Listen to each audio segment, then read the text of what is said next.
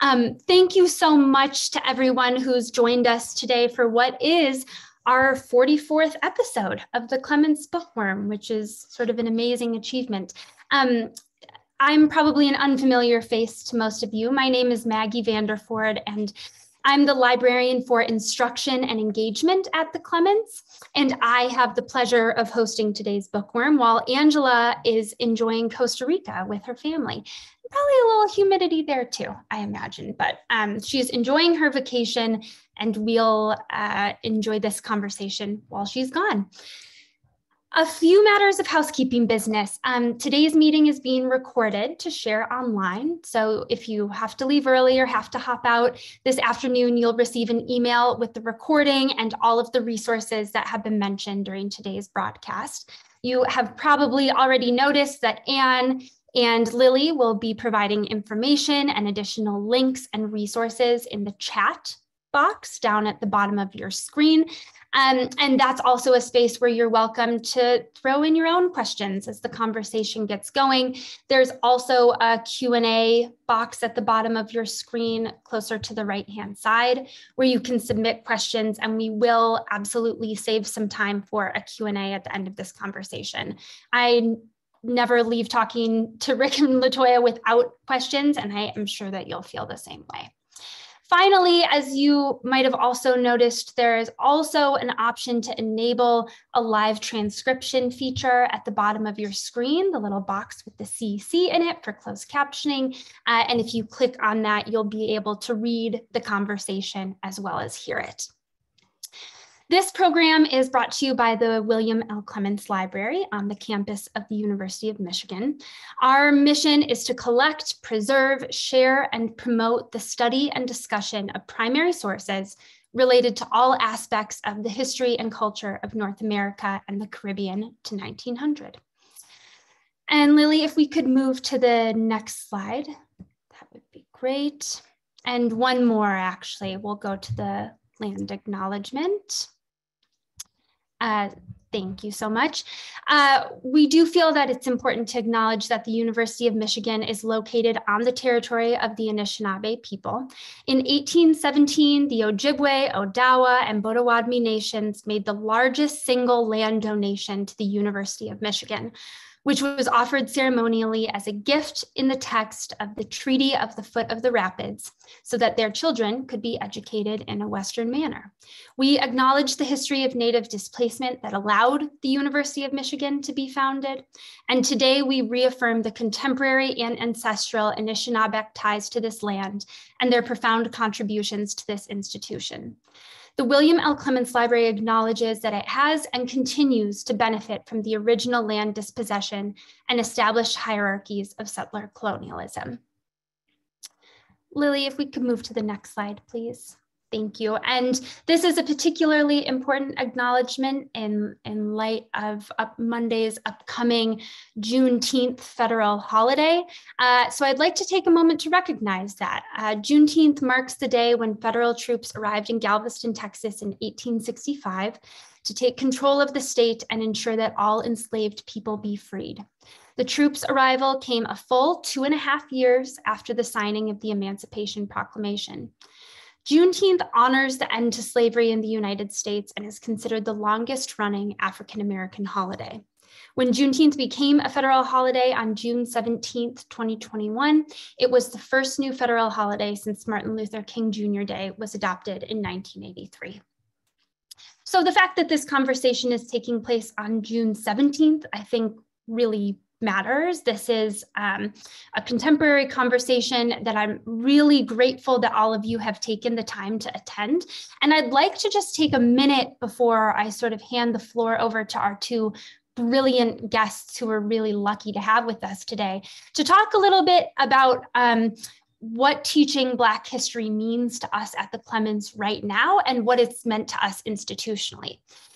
We have our own institutional history at the Clements of welcoming faculty, scholars, and students to engage with Black history through primary sources in our collections. And those primary sources run the gamut. If you can go to the Clements website, you'll see sections for subject guides where we've sort of collected themes and topics in Black history that our collections particularly support. But if you think through stories of slavery, anti-slavery and abolition movements, the Civil War, and emancipation, among others, there's a lot there. And we grapple every day with how best to tell those stories and how to really collaborate well with faculty on campus to create exhibits, to design class sessions, and to make sure that those materials are not just accessible, but are being used and used regularly. We feel strongly that to keep something safe and secure in an archive that never sees the light of day for teaching or use is not the purpose of why we keep those items. So we find ourselves often confronted with the very real question of what exists in our archive to teach with. I'd encourage you, just for a little bit more background, because we don't necessarily have the time to talk through that whole article today. I'd encourage you to read Martha Jones' excellent article in our 2019 issue of the Quarto, which traces the presence of Black history in our collections and reminds us that when the library was founded, Black voices were completely absent from our collections focus. It was not a priority for Clements in his collecting focus. And moreover, Black researchers were also almost entirely absent from the reading room.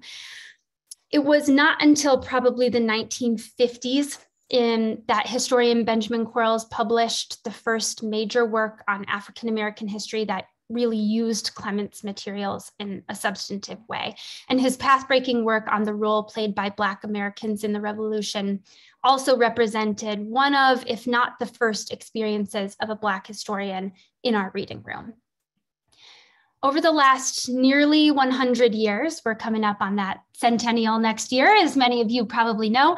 Over the last nearly 100 years, directors, staff, and researchers have shifted the focus of our acquisitions to actively seek records created by Black Americans from the past, and as such have amassed a collection of materials that we can teach with, and in doing so, present history without, and this is a quote from Martha Jones, without, quote, exploiting, sensationalizing, inviting crude spectatorship, or imposing the harm of the past on visitors of the present, end quote.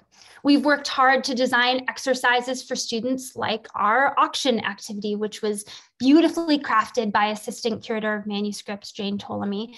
And it encourages students to grapple with African American history by thinking about how materials at the Clements, like this one that we have up on the slide here, actually made it into the library. The material that you're looking at is a third issue of the Colored American magazine, which was a rare and short-lived but very important African American periodical that was published in Boston from 1900 to 1909. And this issue, which is only the third one of this magazine, includes early works by African American female writers, including poet Angelina Grimke and others. This piece, which represents a vital component of African American history in the collections, was part of a grouping of auction materials that we put together for sort of a simulation activity. And students were assigned profiles to bid on these materials as if they were acquiring them for their library or maybe a private collection. They were allotted funds to make sort of imitation bids and try to replicate an actual acquisitions experience for the library. And in doing so, think about the real and perceived value of Black history materials in our collection. I'll just tell you, and I'm happy to talk about this activity more in the Q&A because it's a really worthwhile one to think about.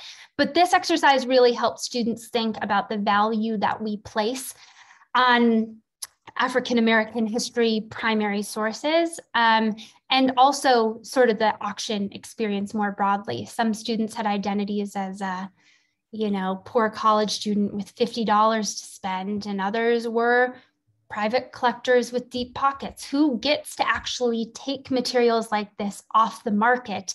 And where do they go? What happens when something like the Colored American doesn't end up in an archive like the Clements and instead effectively disappears as a piece for research and material history when that happens.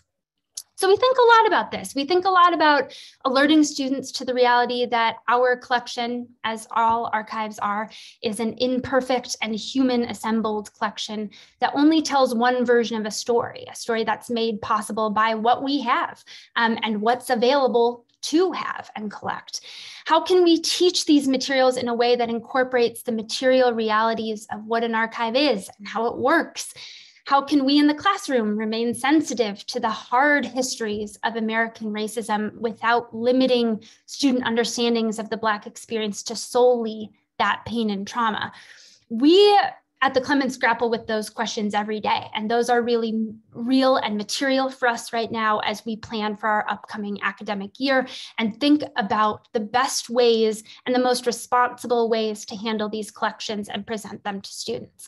So as we started to think about those, I really wanted to invite into conversation and dialogue two distinguished and brilliant scholar teachers whose approaches to teaching Black history are each informed by their very different educational context, personal background, and world-class research. And I'm excited for you to hear them in conversation. Today's speakers have also happened to visit, and one will still be visiting the Clements as Norton Strange Townshend Fellows, and I'll introduce them in order. Latoya Teague is a high school librarian and a PhD candidate in the African and African Diaspora Studies program at the University of Texas at Austin. She is a trained English teacher and reading specialist, and her research contextualizes Black literacy related to moments in history that impact Black lives. Our other speaker, Richard Bell, is a professor of history at the University of Maryland and author of Stolen: 5 Free Boys Kidnapped into Slavery and Their Astonishing Odyssey Home. His research focuses on the history and culture of the United States between 1750 and 1877. So before we get started, Latoya and Rick, I'd like to just begin the program with giving you a chance to talk for a couple minutes about your background and experience in both teaching and researching Black history, including any relevant social identities you'd like to include that have shaped those experiences, and the way in which your social identities have affected even your credibility as teachers of Black history. So Latoya, I'd love to begin with you, and then we'll turn the floor over to Rick. Thank you, Maggie, and thank you all for joining in. I'm excited to have this conversation and talk through what it means to teach Black history at the secondary level. As Maggie mentioned, I taught 6th through 12th grade here in Texas. I also taught in Detroit, Michigan. I teach English language arts and reading. I will be transitioning next year to be a school librarian at our high school in our district. And so I'm excited about moving into the direction of more engaging more primary sources, teaching research skills, teaching inquiry skills with my upcoming students. I integrate Black history into a concept I'm thinking through called Black imaginative literacies, where I look at in the period of enslavement, and I try to understand how can we define literacy for enslaved people who weren't allowed to read and write according to laws that prohibited them from reading and writing. And so I think through that in my own work through archival recovery in recovering the voices and the lives of the enslaved. I've worked as a curriculum writer, a consultant, a graduate student engaging primary sources. I really thank you all for that opportunity at Clements Library. It's one of my first research trips, and so it informed how I should approach and look and also teach primary source engagement. It was my conversations with the archivists at the library which allowed me to think, okay, how can I uncover the voices of enslaved when they're not in the sources that I'm seeing here? As a Black woman, I've been on a journey to uncover my own histories and how that has shaped my identity. I feel like even going through K-12 education, we weren't introduced a lot to the topics of related to Black history because of the access, but also we can think through in conversation of why that might be. But as a student now, I'm grappling with what does that mean? What does it mean to teach these sources, teach hard histories to students today? And how do I engage it in my work? So I'm often reflecting on my social identity and the social identities in my room. And then so I invite moments of collective community building conversations in my classroom. Perfect. Thank you so much, Latoya. And I'm excited for you to be in conversation with Rick, because as you mentioned, your intellectual frameworks and experience and classroom demographics are different, which means your teaching might look different. And I'm really excited to hear more about that dialogue. Rick, if you can share a little bit about your background, we'd appreciate it. Sure, be happy to. Yes, most of my teaching experiences in college classrooms here at the University of Maryland, big R1 school on the East Coast, not unlike the University of Michigan in some ways. My research, as folks may already know, has increasingly come to center on African American historical topics, and especially issues around the freedom struggle, the fight against slavery, and then the related and ongoing struggle for African American civil rights and political equality. And I came to those subjects at the center of my research not immediately. As you can probably tell, I'm British in origin. I hope you can still tell that I'm British in origin. So African American history was not a part of my K-12 curriculum at any point. In fact, all we seemed to study was Henry VIII and World War II and how Britain single-handedly beat the Nazis without any help from any other country.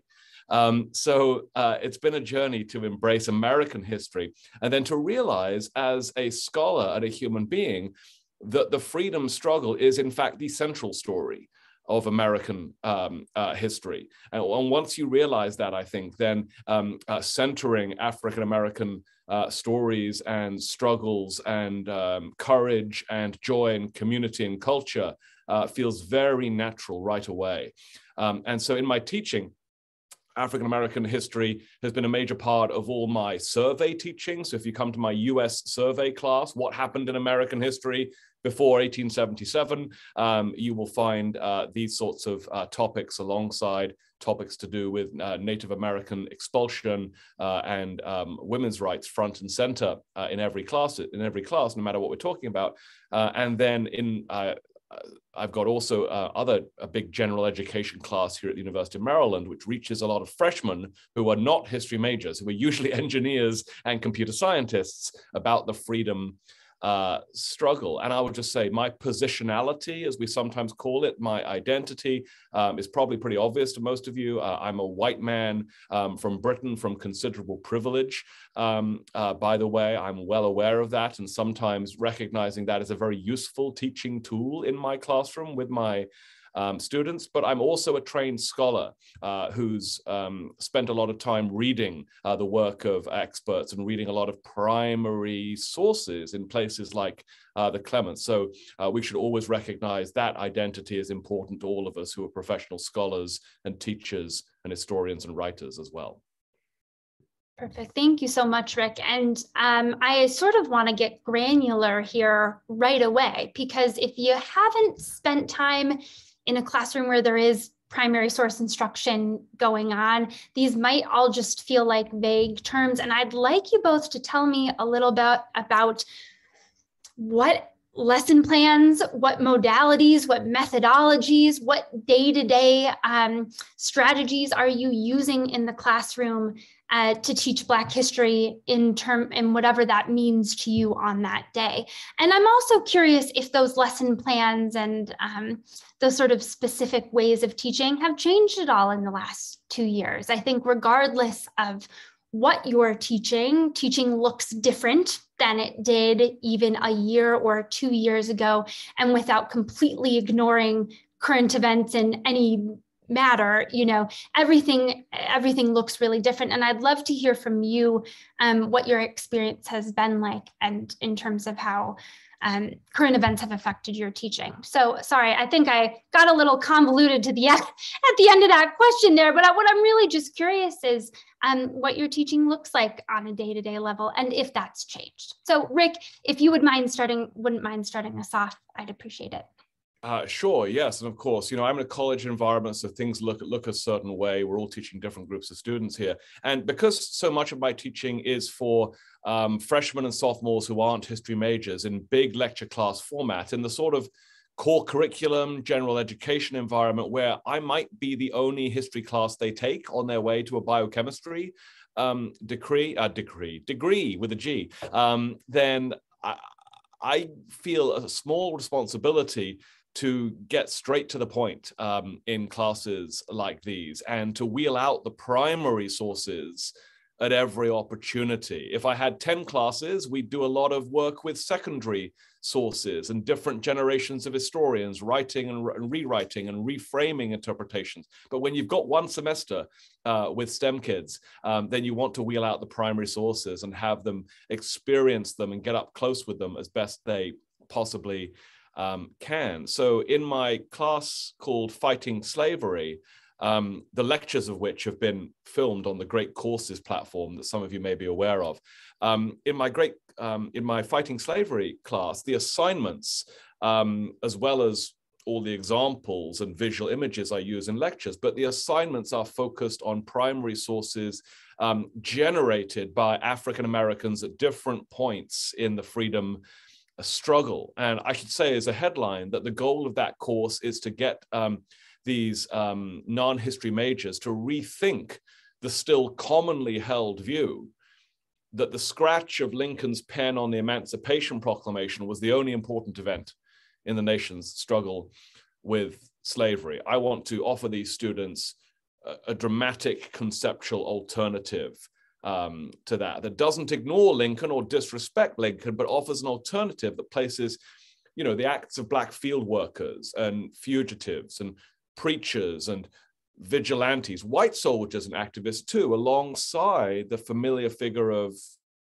Abe Lincoln, the great emancipator, the 16th president. So in assignments, for instance, the first assignment is a compare and contrast assignment where we use two life accounts, memoirs. They're sometimes used to be called ex-slave narratives, written by survivors of slavery about their experience on the Middle Passage from Africa to America. Venture Smith, Yukasaw, Groniasaw, compare and contrast how they survive.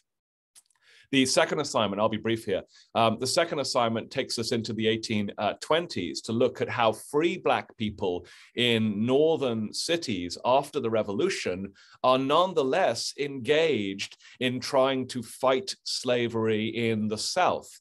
So we look at a free Black newspaper called The Rights of All.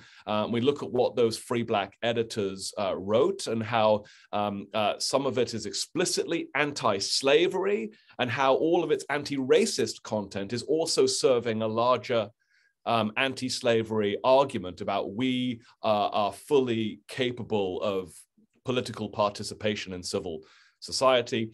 And then the last assignment looks at some private letters between four brothers and their parents in the Civil War.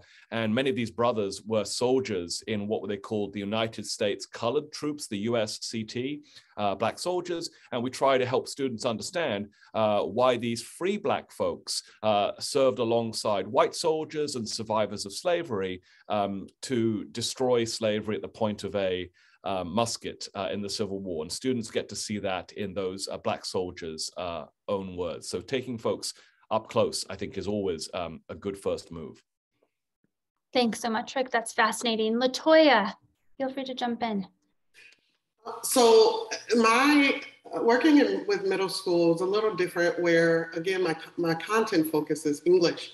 And so I made very intentional moves to try to engage primary sources, especially in the last 2 years, and especially after my research trip to the Clements Library. While there, I discovered some postcards in conversation with an archivist. And so the postcards were enslaved children, men and women posing. And so we were thinking through some of the questions like what were these images for? What was the purpose of these images? And so I learned at my trip at the Clements Library that this was anti-slavery propaganda, kind of like what Rick just shared. And the images were used to like stop the promote or help us to see what the vows of slavery, right? But the images were also brought to, like they were sold in North Carolina to promote, to build schools in the South, right? And so knowing that story added or contextualized what these images meant and who the audience of the images were, and to sell these images to also create schools, right? That's another story we can tell about the exploitation of Black bodies also from an anti-slavery lens, right? And what that means and how, so there were conversations to be had. And so I remember bringing those sources to my students in a gallery walk. And it was a silent gallery walk where the students had to go around and take a look at the images. And then they had index cards or where they had to go and post their thoughts under the image. So what do you notice? What do you see in the image? Why are the people there? Why are they posing? What the smiles on their faces? And so the students, we started with that and highlighting what they noticed. And then we moved on to a deeper analysis to try to contextualize what might these images be doing? What purpose do they serve? Other projects that I've engaged with in my district, the students are primarily Latinx students. And so engaging Black history, I had to be very intentional by helping the students name, okay, so we're looking at Black history figures, but what might this mean for heroes and sheroes in your culture and in your community? And then also, I also want them to think that, yeah, this is past history, but they are also making history now. And so what does that mean for the actions that you bring forward, or and how do you push history forward? And so a lot of the conversation, I think in the middle school level, we have to be creative in how we engage these sources, right? And then I'm also an English teacher. So I'm teaching reading and writing, but I also want them to be able to read images in a way, and I'm thinking through Tina Camp's work. The title of her book is Listening to Images. And so analyzing images from like looking at the audience, looking at the creator of the image, and what might we decipher about these images based on that information. And so I do find creative ways to do it in my English class and engage it. And I'm very particular that we don't just talk about Black History Month during the month of February. We don't talk about Black history during just the month of February. We're talking about Black history throughout, but we're also engaging the students in the room, right? And so how is your history contextualized with this? How is this a part of our American history, the thread of our stories collectively?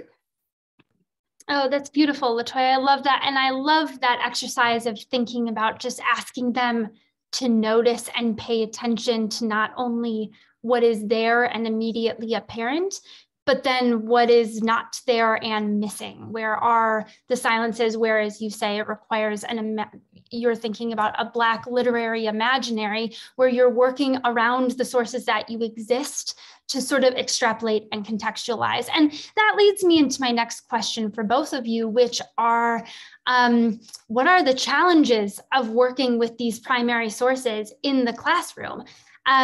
We think about this a lot at the Clements because, as I mentioned before, with examples like the auction activity, we are often confronted with the fact that there are only limited types of materials that we can acquire and that exist. And while we would, be delighted to have these enormous collections written in the voices of enslaved people, if the material doesn't exist, we can't teach with it. And that requires, I think, thinking around and through rather than just about what's immediately there. So that's where this question is coming from our perspective, is we are faced with it every day in the classroom. And I'm curious how you work around those same issues with primary sources in your own classrooms. Rick, would you mind starting us off?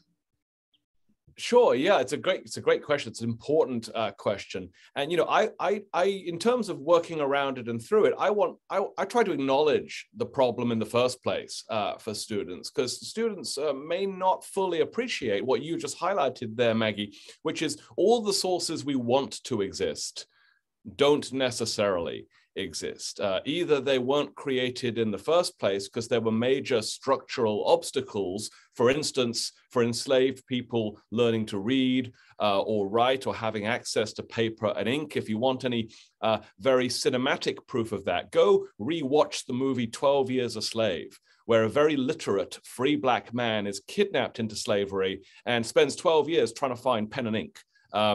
So there are structural obstacles to enslaved people generating records in their own hands, in their own voices. And then what survives, what is preserved, what is collected, as you pointed out in the opening remarks, Maggie, is not a representative sample of everything that was created. It's a subjective sample, collectors, buyers, curators, picking and choosing over the years. So we're left with a very selective, piecemeal record of African-American experience, especially from African-American authors. And I want students to recognize that, right? That scarcity is very common when it comes to primary sources from the African-American past there. But I also want students never to lose faith about what we can accomplish if we train ourselves to ask the right questions. And this is where working through and working around becomes a useful metaphor here. I tell students in my courses that history is many things. History, for instance, is time travel, which is awesome. But history is also detective work as well. History requires, forensic skills and creativity and imagination to ask smart questions of piecemeal sources that don't naturally give up their treasures.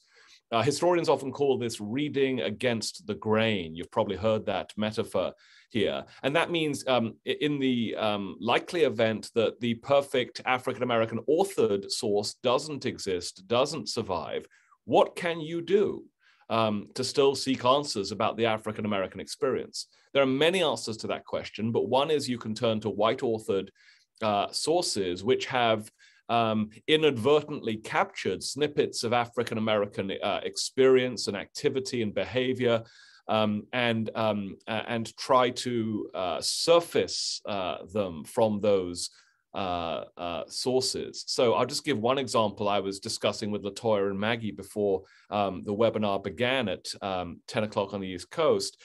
And that is that there are many military records created by the British Army, created by the Continental Army, and also created by the French Army and by the German soldiers who were hired to join King George's forces in the American Revolutionary War. And those military records, all of which are created, by white military figures, often people of privilege and power, have actually turned out to be a treasure trove for learning about how African Americans responded to the challenges, the chaos, and the opportunity of the Revolutionary War. And many scholars will tell you that they managed to turn that war into a freedom war, a war for Black freedom, which is astonishing, given all the other things that were going on. And to take the German language sources just as an example, and the Clements Library, by the way, is one of the major repositories of Hessian soldiers' sources in the United States.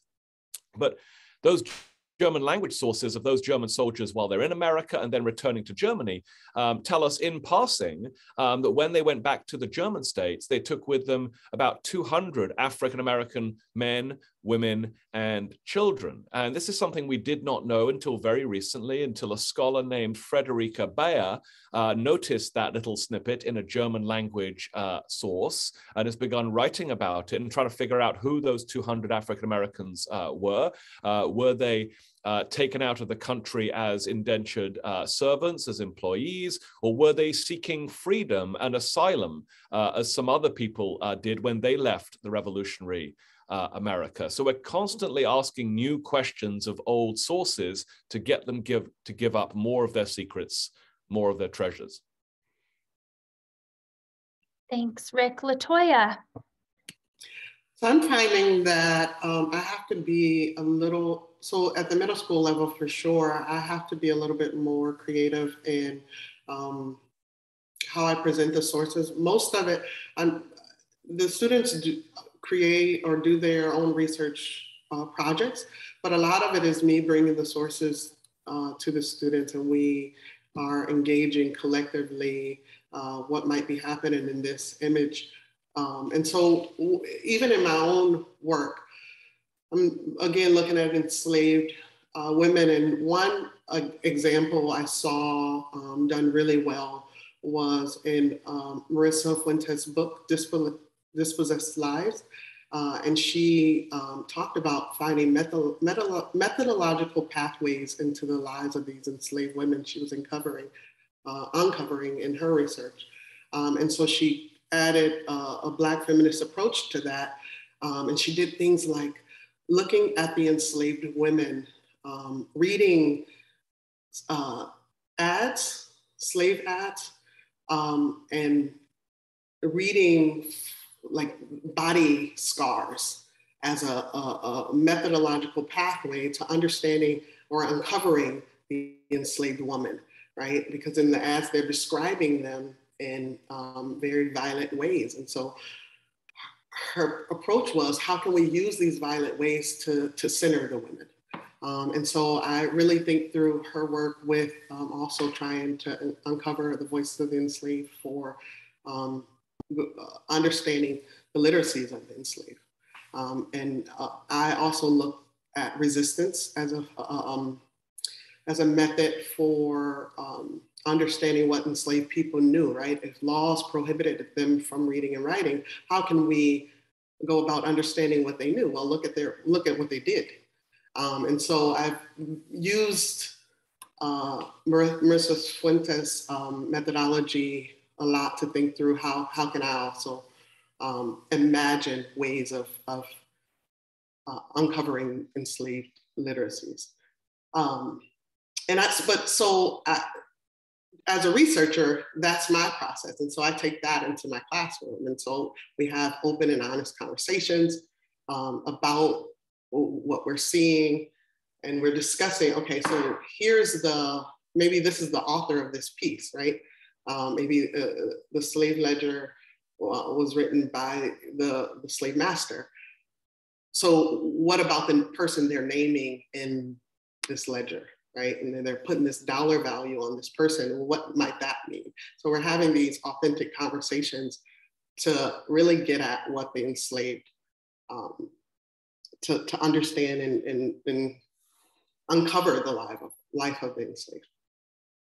Oh, I love that. Thanks, Latoya. That makes me think too, just sort of tangentially, when you mentioned looking at what enslaved women did, how we can think about designing assignments that also prioritize doing or listening or behaving in a way that doesn't mean the only way that you've done something successful as a researcher or as a student is through writing a traditional academic paper, because that's not the kind of tradition that you're working from. So how can you design assignments around creating an oral history? Can you think about meeting the subjects of your history where they were and evaluating your students in a way that makes sense in terms of format with what you are looking at? Maybe it doesn't have to be a standard 5-paragraph essay in order to have understood and been able to say something about this person, right? So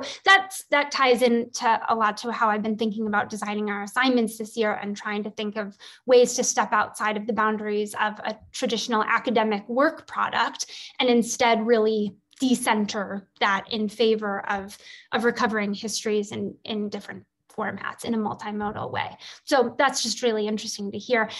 It also leads me into my next question, because the violence that you talk about and the violence enacted on women's bodies is a topic that brings up something else I think about a lot in terms of a trauma-informed pedagogy and the realization that that conversation may very well tap into traumatic experience that a student may have had.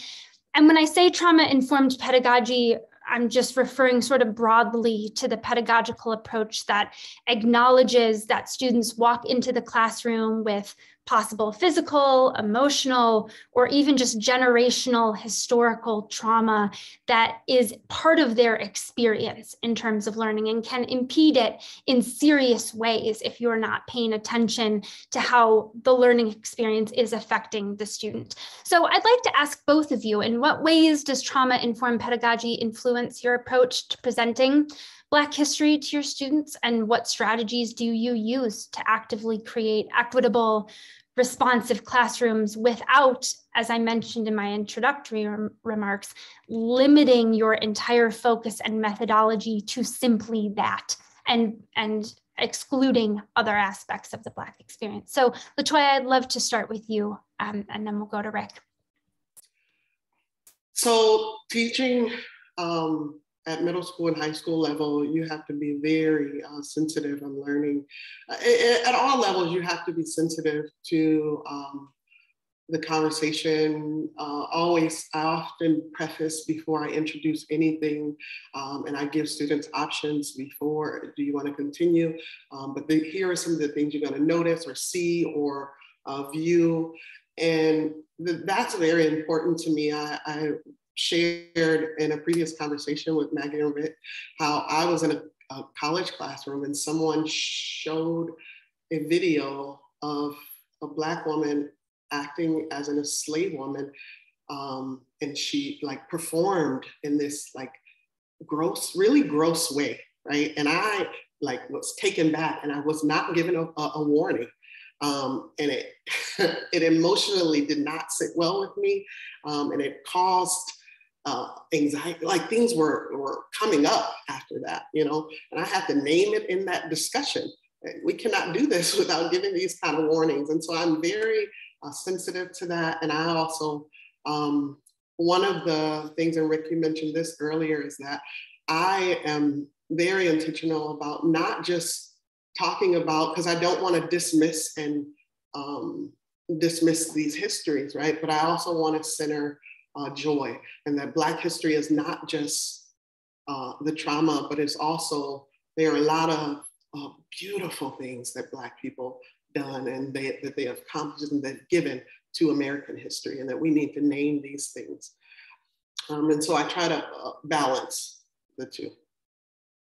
Perfect. Thank you so much. And I love the emphasis on joy as part of that experience. It's crucial. Rick, what do you think?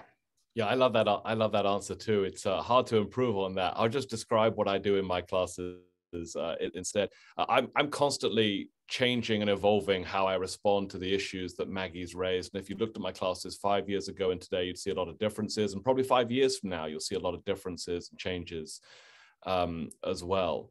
You know, everyone knows history professors who, when quoting historical documents, have used the N-word in class. So I'm no longer one of those people, but I was, and now I think it's not worth it. Now I think that it does more harm than good to reify that word in the classroom. If I say N-word, you all know what I'm talking about. You don't need me to say it.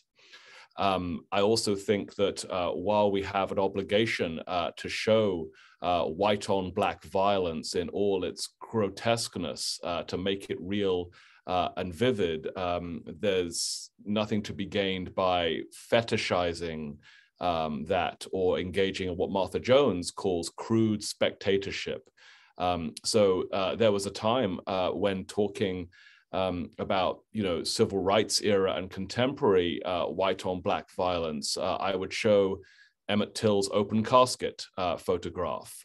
His mother wanted an open casket. She wanted the world to look at what these people had done to her child. And I'd show the body of Tamir Rice after he'd been shot. And now I show both of those people, Emmett Till and Tamir Rice, when they're alive. when they're smiling, and when they're happy, and I talk about what happened next to them. And I don't think that costs me as an educator, and I think that helps me as an educator in the ways Latoya put it. So in regular classes like the survey class, if I'm going to talk about something which I think is going to upset some people, I will say that in advance. It costs me nothing to do that. I don't surrender my credibility as an historian to say, I'm going to talk about some hard stuff now, be aware. And in my American slavery and resistance class, the one I've been describing so far today, I talk about that at length in the first class as a sort of an umbrella warning that there's a good chance in every class for the next 29 class sessions, you will hear things which are upsetting, and then I remind them of that when I give a lecture about sexual assault. I flag that one in particular. And what I would just say on the other end of the spectrum, of course, is that this is a balancing act, right? Latoya and Maggie both gestured to this, and I certainly reject the notion that classrooms are places in which students cannot be challenged and shouldn't be ever discomforted by what they learn. Education is not coddling. Education should not be infantilizing. Anything worth knowing is stuff that will discomfort us and unsettle us on some level. So all of us educators have to find that balance that works best for us and for our students.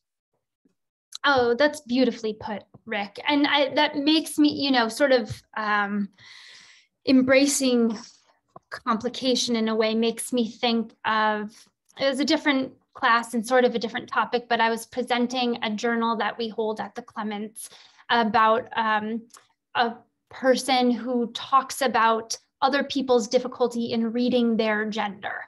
And I presented it to the students, and this is just this sort of astounding artifact of someone struggling with their self-identity and self-presentation. And a student looked at me and said, yeah, that's really interesting, but that person is more than their gender. And I was like, oh, of course I thought it, but I had not thought to explicitly remind students that if, for example, we are doing a unit and I've selected these materials because they deal with African American people and race, and that's what we're talking about, it does not mean that we are dehumanizing them in a way that we wouldn't want to do, that we can't embrace their humanness in conjunction with that conversation, and that they are more than any one sum of their parts. And I think about that a lot, which also feels like a balancing act, right? How not to devalue those conversations about race while not limiting it at the same time. And I think being really honest with students about the fact, I think a balancing act is a perfect way to put it, about the fact that that balancing act really matters in instruction is crucial. So thank you for that term. I think is exactly what I think about a lot in the presentation of any topic or aspect of identity to a class of students that might be tempted to reduce, but you have to remind them that reducing will never give you the answer you want about who a person was and the way that they lived. So I just really love that answer, and thank you for giving it. I don't want to take too much more time, but I do want to end with a question that I think comes up a lot in conversations about teaching Black history, and that I'd be really grateful to hear each of your voices on. And that is the difference, or I guess ways in which you would distinguish teaching Black history from teaching American history. In what ways would you do that, and why? Latoya, could we start with you? So I would like to say that in light of right now we're the battles of banning certain books, and I think there's a real need to really distinguish and talk through, well, to name that Black history is also a part of American history, and that we can't separate the two, but they ultimately should not be. That Black people far and wide have shaped the scope of American history, but as we mentioned earlier, their lives are not often visible in archives, right? And so how do we reckon with that, while also reckon with teaching Black lives in our classrooms. And so I think about that often. And since, like we mentioned earlier, they are often in the archival documents violently found, and they are usually written about in violent ways. How do we reconcile the two? I think in my work, I'm trying to name that history, especially Black history, can't be separated from American history. But then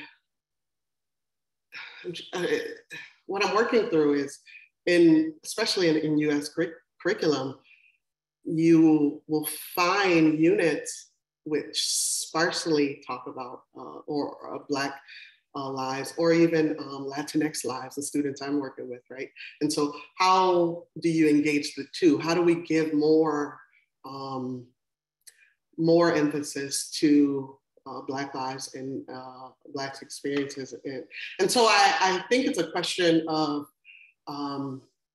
what is the curriculum doing that's also similar to what we find into the archives, right? And then how do we continue to engage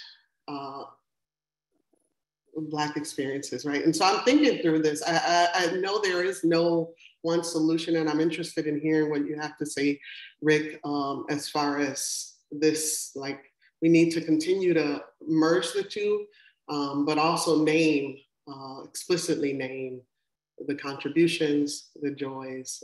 And so I'm interested in what you have to say on this one as well. Thanks for the opportunity. Yeah, thanks. I'll pick up on those themes, Latoya, and I'm going to do so by centering something that's going to make some people probably furious, which is the 1619 project of the New York Times, which tried to do exactly that, perhaps with mixed results, but that is the attempt, right, to center the role of slavery and the African American experience and anti-Blackness at the center of the narrative of US history, and ask readers, well, how does US history look different when you do that? And I'm going to quote really quickly here from a cover note to readers in the 1619 project, where the editor-in-chief of the New York Times Magazine tries to tell folks why putting slavery and the African-American experience at the center of an historical narrative matters. And the editor, his name is Jake Silverstein, he says that 1619, which is the date the first Africans arrived in what is now Hampton, Virginia, was the moment in some ways when America began. And I'm quoting here now that 1619 was the moment that America's defining contradictions first came into the world, that out of slavery, out of the anti-Black racism it required, he said, grew nearly everything that has truly made America exceptional. Its economic might, its industrial power, its electoral system, diet, popular music, the inequities of its public health and education, America's astonishing penchant for violence, its income inequality, the example it sets for the world as a land of freedom and equality, its slang, its legal system, and the endemic racial fears and hatreds that continue to plague it to this day. The 1619 Project argued that all those seeds of American history writ large were planted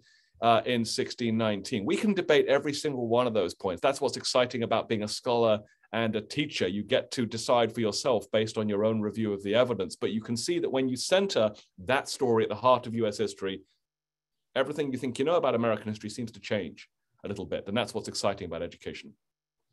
Oh, thank you, Rick. Well, what a good note to end on before we head into the Q&A, where I'm sure we will probably touch on some of these themes more.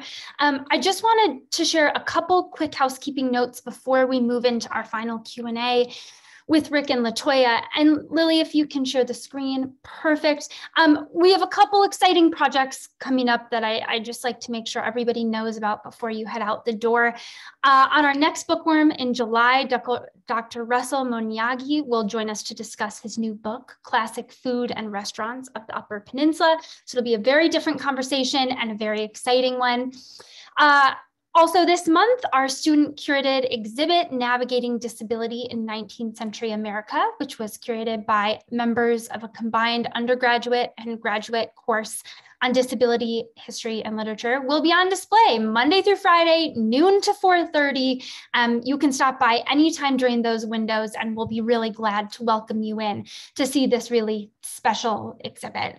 And then finally, Picturing Michigan's Past, the Clements Crowdsourcing Project, has welcomed over 1,100 volunteers already to help identify and categorize real photo postcards from the David V. Tinder collection of Michigan photography. And we've just moved into the second phase of this project, which allows volunteers to transcribe the handwriting on postcards. So to do this, you just visit the main project page that Anne is putting in the chat right now, scroll down to handwriting transcription, and you can practice transcribing postcards from the past. And I'll warn you, this is sort of an addicting thing to do. You think you're gonna log in and just transcribe one postcard, and 4 hours later, you've gotten a good amount done. So I really recommend it if you ever have time and want to engage with history and with primary sources in a really exciting way from the comfort of your own home. So it's a really exciting project for us to have up. And last but not least, if you are interested in sponsoring a future episode of the Bookworm, just let Anne or Angela know. We are just really grateful, and it's important to say this again, to all of you for being part of our Bookworm community through your participation in these webinars. And they give us the chance to have conversations like this that matter, and to talk about topics that are pressing to not only us at the Clements, but to the wider intellectual community. So we're grateful for your time. So those are my last sort of little housekeeping notes, and I'd love to move into a couple questions before we let Rick and Latoya go today. First though, I'd love to hear a little bit from someone who I know is in this conversation, our director at the Clements, Paul Erickson, who's called in today. And he's someone who's been really active in and committed to acquiring materials related to Black history for teaching and for fellows like Rick and Latoya to work with when they come and visit the library. So Paul, I'm wondering if you would just help me out by sharing anything I've forgotten to mention that's really important for everyone to know about the Clements' current acquisition strategy. Thanks so much, Maggie. Can you hear me? I can hear you, and I just need to figure out how everyone can see you, but I'll work on that while you talk. Oh, there we go. Allow to talk. Perfect. Now You're good. You hear me now? Great. I can hear you now.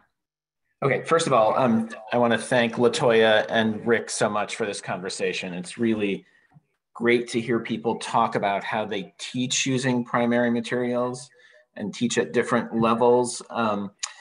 You know, the first question that we ask when we acquire anything at the Clements is, how might this be used in teaching, and how will researchers use it?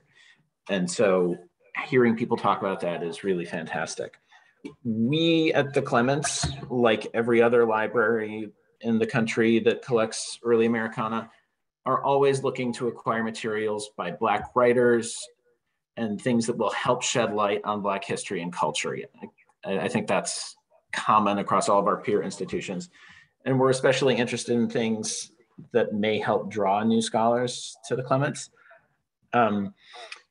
There's a tremendous diversity of experience within the category of Black or African American. And that's reflected in the kinds of materials that are available to purchase. So it's from all different regions of the country. It's not just the United States. We collect a lot of materials from the Caribbean. So trying to reflect that breadth is important to us. And I want to underscore something that Rick mentioned and that you mentioned as well, Maggie, is that we can't buy things that don't exist. So, you know, the dream source for scholars and students might be a kind of writing by a kind of person that just, it might exist somewhere, but it's almost impossible to find. So that's something to always keep in mind. We always try to prioritize materials that will reflect the voices of Black people in the American past, but those are rarer the earlier you go. there are some early examples of narratives by formerly enslaved people that Rick mentioned, and thinking about the poetry of Phyllis Wheatley Peters. But the earlier you go in the 19th and 18th centuries, it's hard to find. It's also difficult because the way that a lot of Black people found their way into print in the 19th century was through newspapers. And that's not something we really collect. We have a good collection of early American newspapers, but we're not really adding to it. So we're looking for a range of materials that will help scholars and teachers do the kinds of things that Latoya and Rick talked about, to read against the grain, or to read things slant, in Emily Dickinson's phrase, to get at elements of African American history that might not be apparent on the surface. But something that might not advertise itself as being about African American history. How can scholars read it to get content about that experience? And I think Martha Jones's article that Anne linked to earlier is really important, because she talks about how Benjamin Quarles, when he was doing research at the Clements, what was so pioneering about his work is that he was using our classic standard Revolutionary War manuscript collections, but reading them in a new way, in a way that scholars hadn't read them before. And it points to what Rick was talking about, how these collections have a tremendous amount of content about African American life that you might not think is there. And so that's, I think, something that we're always interested in acquiring. I can talk about two things that we've bought very recently that aren't even in the building yet, that are not written by African American authors, but I think shed some interesting light on the questions that have been raised here. One is the first abolitionist pamphlet printed west of the Appalachians in the 19th century. It's a speech by a guy named Thomas Hodges Jenien, delivered in Mount Pleasant, Ohio in 1818 to the semi-annual meeting of the Union Humane Society, which is an abolitionist society in Ohio. It's a very rare pamphlet. I think there are only 3 other known copies. And what's remarkable about it is that, this is early, this is 1818, and at a time when most abolitionists are saying slavery is bad, and what we have to do is get rid of slavery and then send all the Black people back to Africa. So the colonization movement was really central to the abolitionist movement at this time. And Jenien says, no, you people are talking about colonization because you're racist. Black people are in the United States. We need to figure out a way to make them full citizens of this country. So my abolitionist group, of which he was the president, we're not going to talk about colonization. And that was a really revolutionary thing to say in 1818. So this is, I think, offers an interesting way into the history of abolitionism, even though it's written by a white author and sort of from that traditional white abolitionist perspective. The other thing that I want to mention, we just bought a group of letters from a college student I think at Bowdoin College in Maine in 1903. And she was working on a project on African American suffrage and wrote letters to a bunch of publishers saying, do you have any books on the history of African American suffrage that you can send me? And they all, so the letters we got are the publishers' responses back to her saying, nope, sorry, we don't have any books on African American suffrage. Here are some promotional pamphlets for books we published on African American history 15 years ago.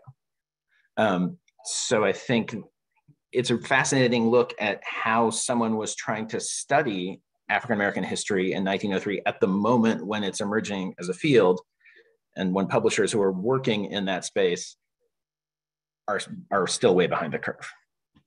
So I hope that gives a sense of the kinds of things that we're trying to bring into the collection and the things that we're hoping to enable scholars to do with materials that we're adding.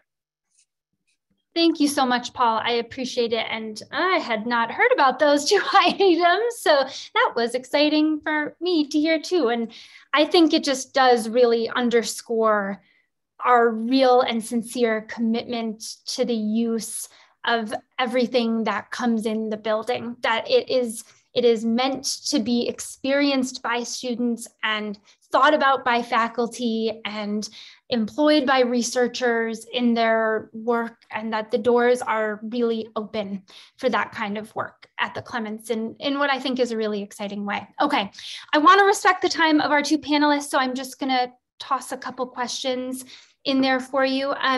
The first one, Latoya, it looks like you might be typing an answer, but I want to pay some attention to Vivian's question in the chat, which I think is a really good one. And she asks you, in teaching primarily Latinx students, do you bring in the enslavement history and Black history of their families' countries of origin? I know this might seem like it does not fit into American history, but it does, because it also shapes the generational trauma and family narratives of these American Latinx students. And it can help students see right away how American history is part of a much larger history that their ancestors were a part of. And I'd love to hear your thoughts on that. Yeah, especially being, so I don't know if I mentioned this earlier, being in Texas, there's an interesting history with enslavement, also with the establishment of Texas, right? And so the border, and often having that conversation with students and talking about enslavement and early enslavement, and how even runaways didn't go just north. A lot of them went to Mexico as well, runaway slaves. So I would like to invite more opportunities. One of my colleagues is writing a book right now about enslavement in Mexico. And I would like to use, right, because working with students you want to also engage their histories and cultures and what that might mean for Black history. And so I think through that a lot. I have not done so much with it. We've had discussions, but I would like to open up opportunities to discuss, right? Because it didn't just, you're absolutely right in that it wasn't just enslavement happening in the US, there were also enslavement also happening in Mexico, and in ways in which Mexico and Texas, there's this interesting history there that also needs to be teased out and discussed in the classroom. So thank you for that question. Rick, it looks like you just got up to go find a book or make a grand discovery. So let me know if you'd like to chime in here too. I'll just say quickly, yeah, so Latoya just ended by thinking about the role of slavery, its legality and illegality in Mexico and Texas at different points in the early 19th century, which is a fascinating history, which is part of US history in multiple ways, one of which, as I'm sure many people up here already know, is that when you think of enslaved people running away, becoming fugitives, we tend to think about them going northwards, right, to free soil, Pennsylvania or Massachusetts or even British Canada, right, on the Underground Railroad. But that's not the only direction that enslaved people ran. And that's been the result. We have learned more and more about this thanks to historians working in the last 10, 15 years. A book I don't have to hand because I'm not quick enough on the draw is called South to Freedom by, I think, Alice Baumgardner. Don't quote me on that, but the book is called South to Freedom. And it's about people, enslaved people running south and west to Mexico, which made slavery illegal in the early 19th century. So that changes our orientation of Black fugitivity. And then I'm going to pivot really hard here, Maggie, because I saw one of the other questions was about Black fugitivity in the American Revolution. Enslaved people running away to seek freedom, and especially to seek the protection of the British Army, which made some extraordinary offers and promises. If you're an enslaved person and your master is a patriot, if you run to the British Army and you get here, we'll protect you and we'll free you when Britain wins the war. Britain doesn't win the war. So that opens up real questions about what happens to Black fugitives who make it to British lines in the Revolution. Do they get their freedom or not? What happens next? And the books I was grabbing off my shelf pertain to that question. I'm going to hold them up really quick. Take a camera pic if you want. The first one is a very accessible book called Rough Crossings by Simon Sharma. And it carries the story of Black fugitives in the American Revolution to all sorts of places, notably Britain and Canada after the war. And it's very well written. But a book that will blow your mind if you've never thought about Black fugitivity in the American Revolution before. It's slightly harder to find, but it's worth it. It's called, where's the camera? There it is. It's by Cassandra Pybus, P-Y-B-U-S, Cassandra Pybus, P-Y-B-U-S, and it's called Epic Journeys of Freedom, and it will follow Black fugitives out of revolutionary America, not only to Britain, not only to Canada, not only to the Caribbean, but to India, to Australia, and everywhere in between, including Sierra Leone in West Africa. And you will learn the story of a guy named Harry. Some people call him Harry Washington. He was the enslaved stable hand of George Washington. He ran away from George Washington in the Revolutionary War, went to the British lines. The British evacuated him to Canada after the war with his freedom. He didn't like it in Canada. There's still a bunch of racists up there, it turns out. And so he asked to go somewhere else. And he and about 1,200 Black fugitives from the American Revolution ended up in Sierra Leone, this new British-administered colony where things were supposed to be better. To some extent they were, to some extent they definitely weren't. And in about 1800, Harry emerges as one of the ringleaders of what's effectively a Black-led independence movement against the British Empire in Sierra Leone. So Harry Washington is leading his own independence movement against British colonialism on the other side of the Atlantic Ocean in 1800. If that doesn't blow the doors off your mind, then what's going on? So that story and many others are told in Epic Journeys of Freedom by Cassandra Pybus, based on extraordinary primary source research in many continents. Oh, good recommendations, Rick. What a good note to end on when you have lots more reading to do and things to think about. So I think I'll leave it there.